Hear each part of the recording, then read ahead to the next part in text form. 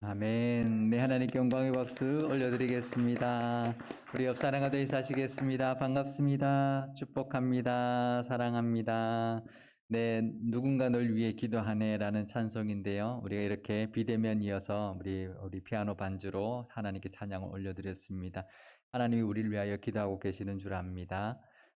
우리도 우리 교우들 또 우리 주변에 있는 사람들을 위하여 늘 기도하는 우리 저와 여러분 되시고 또 하나님 앞에 또 감사 기도 올리는 이 예배 되시기를 바랍니다. 요즘 우리가 누가복음을 묵상하고 있는데 누가복음에는 예수님의 그 비유들이 참 많이 나오고 있습니다. 오늘 본문은 우리가 잘 아는 일명 그 탕자의 비유라는 말씀인데요. 이 비유는 누가복음에만 소개되고 있는 비유입니다. 우리가 탕자의 비유다라고 이렇게 많이 알려져 있는데요. 사실 이 비유의 이름에 논란이 많이 있습니다. 대부분 탕자의 비유라고 그냥 불리죠. 네, 그 이유가 있습니다. 이 탕자의 비유라고 불린 것도 굉장히 오래된 역사를 가지고 있습니다. 교부 시대 때부터 이렇게 불려왔는데요.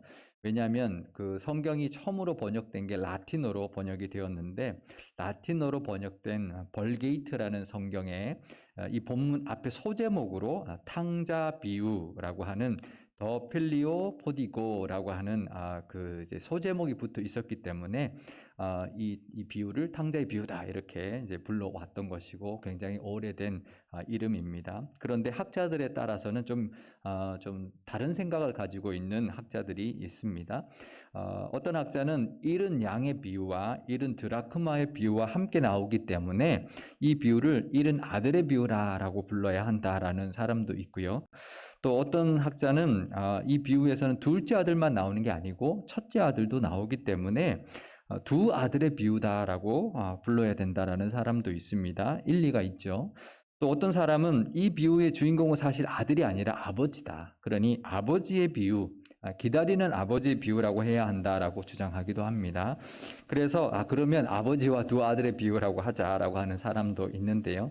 다 일리가 있습니다. 그 제목을 어떻게 정할지에 대하여도 이렇게 의견이 분분할 정도로 다른 비유를 가지고는 그렇게 뭐 제목을 어떻게 정해야 되는지 이렇게 별로 의견이 분분하지 않습니다. 그런데 이 비유는 제목을 가지고도 이렇게 의견이 분분한 것은 이 비유에 대한 관심이 얼마나 많은지 또 그 중요도가 얼마나 큰지를 우리가 알 수가 있는데요. 보통 비유에는 한 가지 주제만을 다루고 있습니다. 그러니까 예수님이 뭔가를 비유로 설명하시기 위하여 한 가지의 가르침을 쉽게 설명하기 위해서 비유를 들은 경우가 많이 있는데 이 비유는 그렇지 않습니다. 여러 가지의 내용과 주제를 담고 있는데요.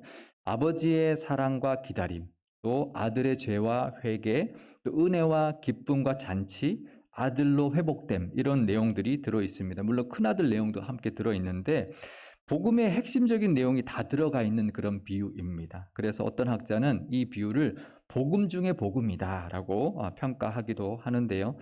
실제로 이 비유의 말씀 안에 신앙의 정수가 다 담겨져 있습니다. 그러니까 하나님의 마음, 또 우리가 탕자였다가 돌아와 회개하고 하나님의 자녀가 된 그 신앙의 그 내용이 다 담겨 있는 그것을 쉽게 요즘 우리가 봐도 이해가 될 만한 그런 드라마적인 요소를 가지고 비유로 설명해주고 있는데요. 굉장히 신앙의 핵심적인 내용이 다 들어있는 그런 비유입니다. 누가복음 15장은 이렇게 시작을 하는데요. 누가복음 15장 1절에서 2절 말씀입니다. 모든 세리와 죄인들이 말씀을 들으러 가까이 나오니 바리새인과 서기관들이 수군거려 이르되 이 사람이 죄인을 영접하고 음식을 같이 먹는다 하더라. 세리와 죄인들이 예수님께 나와서 말씀을 듣고 이제 가까이 예수님께 다 왔다라는 것이죠. 그것을 보고 바리새인과 서기관들이 수군거리면서 저 사람은 죄인들하고 어울리고 죄인들하고 같이 음식까지 먹는다라고 비난을 했던 것이죠. 그래서 예수님께서 세 가지의 비유를 들어서 지금 이제 예수님이 이렇게 하는 이유를 설명하고 있는데 앞에 우리 잃은 양의 한 마리 양의 비유라든지 잃은 한 드라크마의 비유에 대해서는 우리 시간 관계상 다 하지 못하고요. 오늘은 이 세 비유 중에 우리 집 나간 이 둘째 아들의 비유를 중심으로 함께 은혜를 나눠보려고 합니다. 이 비유는 앞에 우리 잃은 양, 잃은 한 드라크마의 비유와도 비교가 되는 것처럼 마치 요즘 우리가 즐겨보는 미니 시리즈 정도가 나올 만한, 각색하면 충분히 미니 시리즈 한 편 나올 만한 그런 드라마적인 요소를 갖추고 있는 그런 이야기가 전개되고 있습니다. 이 시작은 이런데요. 누가복음 15장 11절에서 14절의 말씀입니다. 또 이르시되 어떤 사람에게 두 아들이 있는데 그 둘째가 아버지에게 말하되 아버지여 재산 중에서 내게 돌아올 분깃을 내게 주소서 하는지라.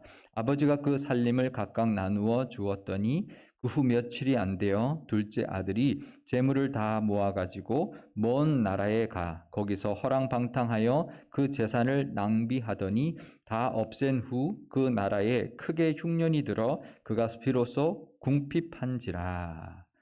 그러니까 어떤 사람에게 두 아들이 있었다라는 거죠. 이게 예수님이 이제 어떻게 보면 만든 이야기입니다. 그런데 둘째 아들이 아버지에게 자신에게 돌아올 분깃, 유산을 미리 달라라고 요구를 합니다. 우리나라 드라마에도 보면 그런 아들이 있죠. 못된 아들이 있죠. 아버지 재산을 미리 달라, 뭐 이렇게 하고, 이제 막 이렇게 사치하고 이런 아들이 있죠. 유대 사회에서도요, 아버지가 죽기 전에 자신의 유산을 미리 달라고 요구하는 것은 아주 이례적인 것이고, 매우 불효 중에 불효의 모습으로 여겼습니다.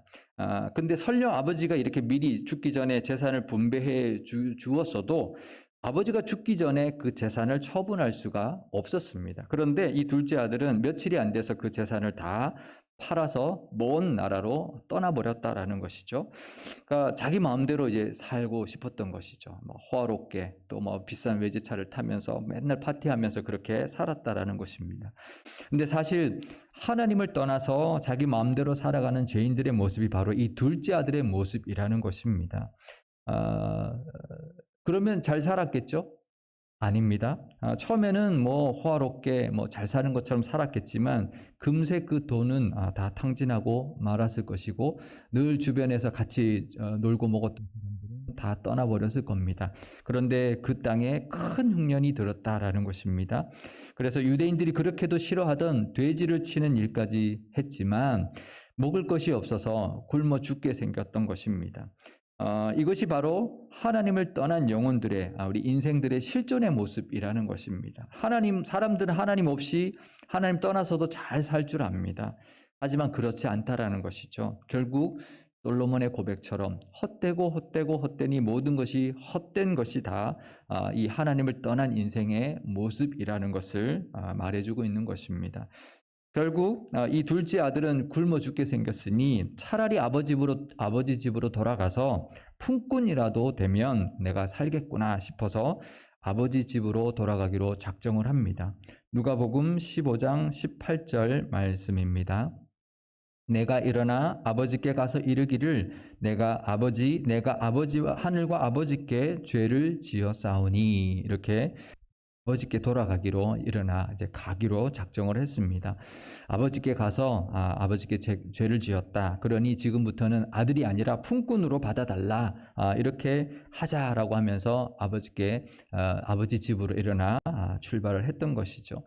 그런데 아버지 집에 왔을 때 가까이 왔을 때 아버지가 둘째 아들을 멀리서 보고 알아보고는 달려왔습니다. 누가복음 15장 20절 말씀입니다. 이에 일어나서 아버지께로 돌아가니라. 아직도 거리가 먼데 아버지가 그를 보고 측은히 여겨 달려가 목을 안고 입을 맞추니. 아직 먼데 아버지가 아들을 알아봤다라는 것이죠. 어떻게 알아봤을까요? 갈 때는 부잣집 아들의 모습, 화려한 모습으로 갔지만 돌아올 때는 거짓골이었을 텐데 아버지가 어떻게 알아봤을까요? 늙어서 눈도 어두웠을 텐데 그 거짓골의 모습을 보고 어떻게 아들이라는 것을 알아차렸을까요? 이미 아버지는 그 아들의 소식을 다 듣고 있었던 것입니다. 아들이 그렇게 돈을 다 가지고 떠났으면 아버지는 가서 잘 살겠구나 그러고 말았을까요? 아니죠. 걱정이죠. 이놈이 나가서 돈 다 쓰고 나면 분명히 고생할 텐데 뭐하고 있나? 분명히 수소문해서 아들이 어디서 무엇을 하고 있는지, 어떻게 살고 있는지 다 알고 있었을 겁니다. 지금 어떻게 살고 있는지, 가뭄이 들어서 굶어 죽게 생긴 거짓골이 다 된 것을 이미 다 알았던 것이죠. 그리고 그 아들이 돌아오기만을 매일 집 앞에서 기다리고 있었던 것입니다. 집이 막다른 골목이 아니면 기다릴 때 어떻게 해야 되나요? 이쪽에서 오나 저쪽에서 오나 이렇게 돌아봐야 되는데요. 어디서 어느 방향에서 올지 어떤 걸로 올지 다 알았다라는 뜻입니다. 애타게 그 아들을 기다리던 모습이었다라는 것입니다.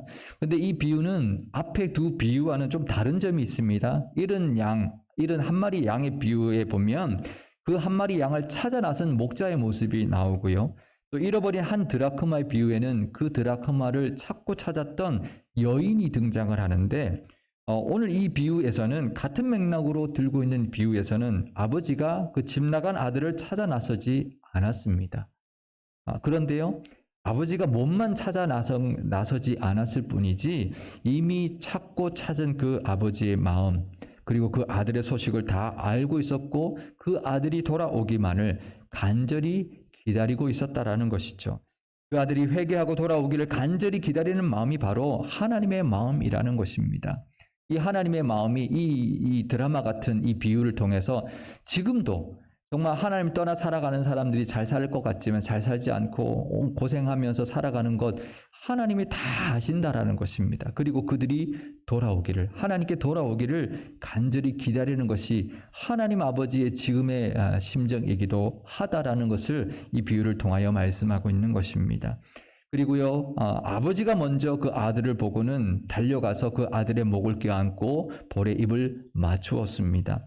이스라엘 사람들은 잘 뛰지 않았습니다. 뛰면 위신이 안 선다라고 여겼기 때문인데요. 그것은 단순히 우리나라 옛날 선비들, 양반들처럼 체면 때문만은 아니었습니다. 물론 체면 때문도 맞지만 그들의 옷 때문이었습니다. 옷. 있는 의복이 위아래 통으로 연결되어 있는 좁은 치마 같은 그런 옷이었기 때문에 우리 여성 성도님들께서는 잘 아시겠죠. 좁은 치마를 입으면 우리 어떻게 빨리 뛸 수 있을까요? 이 보폭이 좁기 때문에 뛰기가 참 불편하죠. 그리고 뛰다가는 넘어지기가 아주 쉬웠기 때문에 이스라엘 백성들은 잘 뛰지 않았습니다. 그런데 그 늙은 아버지가 발견하고는 아들을 향해서 달려갔다라고 기록되어 있습니다. 하나님은 우리를 이렇게 맞아주셨습니다. 우리가 달려가서 무릎을 꿇고 회개해야 하는데 우리가 하나님께로 돌이키려고 하기만 하면 하나님이 기다렸다는 듯이 달려와서 우리를 껴안아 주셨고 우리를 맞아 주셨습니다. 거짓골인 죄인, 죄의 투성인 우리를 달려와서 안아주시고 맞아주신 것이 우리를 맞아주신 하나님의 모습이었다라는 것도 우리가 기억해야 할 것입니다. 둘째 아들이 준비했던 대사가 있었습니다. 그 대사를 이제 제가 아들이 준비했던 대사와 실제로 아버지를 만나서 했던 대사를 제가 비교해 왔는데요. 누가복음 15장 18절에서 19절 말씀은 자기가 준비한 대사고 21절은 자기가 실제로 했던 대사인데요. 18절에 보면 이렇게 되어 있습니다. 내가 이른 아버지께로 가서 이르기를 아버지가 내가 하늘과 아버지께 죄를 지었사오니 지금부터는 아버지의 아들이라 일컬음을 감당하지 못하겠나이다. 나를 품꾼의 안으로 보소서라고 하자. 이렇게 작심을 하고 대사를 준비했습니다. 그래서 오는 내내 아버지 집으로 오는 내내 연습도 했겠죠. 우리 드라마에 보면 그런 모습 잘 나오잖아요. 아버지 해야 될까? 아버지 이렇게 해야 될까? 막 이렇게 연습도 하면서 이 대사를 외우면서 왔을 겁니다. 그래서 아버지를 만났습니다. 그래서 아들이 이르되 21절에 보면 아버지 내가 하늘과 아버지께 죄를 지었사오니 지금부터는 아버지 아들이라 일컬음을 감당하지 못하겠나이다. 요까지 대사를 했습니다. 나를 품꾼의 하나로 보소서라는 대사를 하지 않았습니다. 왜 안 했을까요? 차마 요건 안 해야지. 아버지가 어떻게 나오나 보고 하자 그랬을까요? 아닙니다. 하지 않은 것이 아니라 못한 것이었습니다. 아버지가 그 말을 끄는 거죠. 됐다. 왔으니 됐다. 그렇게 말하면서 종을 불러서 제일 좋은 옷을 내다가 입히고 손에 가락지를 끼우고 발에 신발을 신겨라. 그리고 살찐 송아지를 잡아서 잔치를 벌여라 했던 것입니다. 이처럼 하나님도 우리가 있는 모습 그대로 정말 우리 거짓골인 죄의 투성인 우리의 모습을 그대로 받아주셨습니다. 아들로 인정받을 수 없는 우리였지만 하나님 우리를 아들로 삼아 주셨습니다. 그리고 우리가 돌아온 것으로 인하여 하늘에서도 잔치가 벌어졌을 겁니다. 그 은혜, 그 아버지가 그 아들을 받아준 것 같은 그 은혜를 우리도 받은 사람들이라는 것이죠. 우리는 아들의 자격이 없는 죄인들이었습니다. 하나님께서는 그런 우리를 아들로 회복시켜 주셨고 기쁘게 우리를 받아주셨습니다. 그 은혜를 우리가 잊지 않고 살아야 할 것입니다. 그 은혜에 늘 감사하며 살아야 할 것입니다. 그런데요, 이 비유는 여기서 끝이 나지 않습니다. 큰 아들이 등장을 하죠.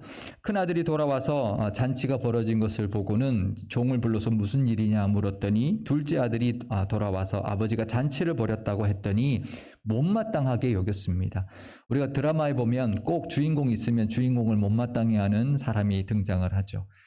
형이나 또 그런 사람들이 늘 그 주인공을 못마땅해 하는 모습이 나오는데요.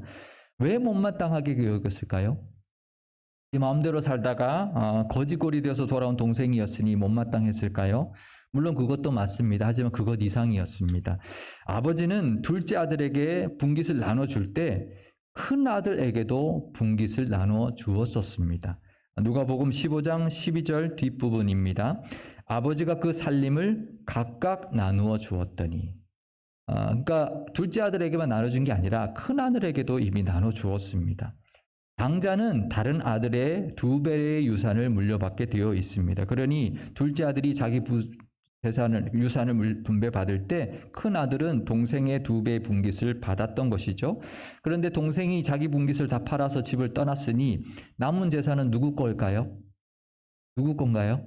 자기 거죠. 아직 아버지에게 소유되어 있지만 다 자기 것이 될 것인 재산인 것이죠. 그러면 지금 아버지가 잔치한다고 잡은 송아지는 누구 송아지인가요? 내 송아지, 내 송아지. 저 다 탕진하고 돌아온 놈을 내 송아지 잡아서 지금 잔치하고 있는 거죠. 나는 염소도 하나 안 잡아주시던 아버지가 내 송아지 잡아서 지금 잔치하고 있으니 못마땅한 거죠. 그리고 동생이 빈털터리로 돌아왔습니다. 이제 누구 돈으로 먹고 살까요? 내 돈으로 먹고 사는 거죠. 또 아버지가 빈털터리가 된 저 둘째 아들에게 아무것도 안 물려주고 돌아가실까요? 아버지가 하는 걸 보면 첫째 아들 분깃 중에서 뚝 떼서 둘째 아들에게 줄 것이 뻔한 것이니 그 둘째 아들 돌아온 거 달갑지 않았을 겁니다. 그런데요, 이 큰 아들이 자기 동생이 객지에서 어떻게 살았는지 그 고생을 했는지 몰랐을까요? 다 알고 있었습니다. 누가복음 15장 30절 말씀입니다. 아버지의 살림을 창녀들과 함께 삼켜버린 이 아들이 돌아오매 이를 위하여 살찐 송아지를 잡으셨나이다. 지금 이 큰아들이 와서 잔치집에 들어가서 아들한테 사연 너 어떻게 살았냐 다 듣지도 않았어요.